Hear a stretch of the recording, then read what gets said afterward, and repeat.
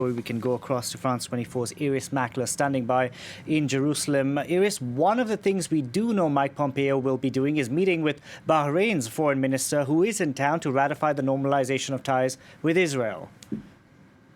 That's right. That will be one of the things the Bahraini foreign minister is doing here. It's also capacity building from Bahrain's point of view. He's invited Israel's foreign minister for a visit in his capital city. They're talking about an exchange of embassies. So that kind of capacity building, relationship building.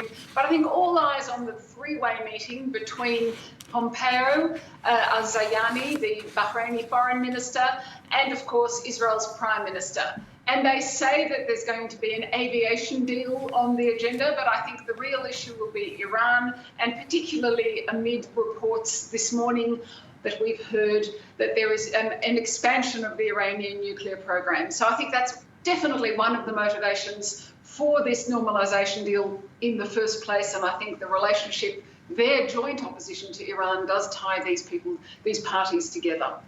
And Iris, will Israeli officials be forced to walk this diplomatic tightrope, if you will, considering that just yesterday Benjamin Netanyahu spoke on the telephone to Joe Biden and the Trump administration has yet to concede defeat in the election? Yes, it's a pivot that Jerusalem, that Israel has to do.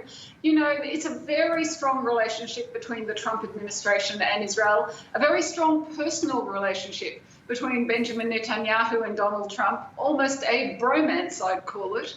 But nevertheless, reality, even if it doesn't sink in Washington, is sinking in here. And they couldn't leave.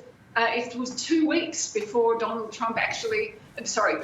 Benjamin Netanyahu actually spoke to Joe Biden, and he couldn't leave it any longer. So the pivot is underway, and even though they are farewelling Mike Pompeo, it's a 3-day visit, they're going to treat him royally, it's nevertheless time to greet the incoming administration. Indeed. Iris, thank you very much for that. Iris Makkler reporting there from Jerusalem.